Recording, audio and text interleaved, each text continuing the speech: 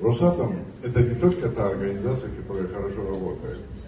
Росатом – это великая организация, которая умеет создавать нормальные условия для того, чтобы люди могли нормально жить, отдыхать и, естественно, заниматься творчеством. Вот этот проект, о котором мы сегодня с вами говорим, он работает уже порядка 8 лет в нашей области.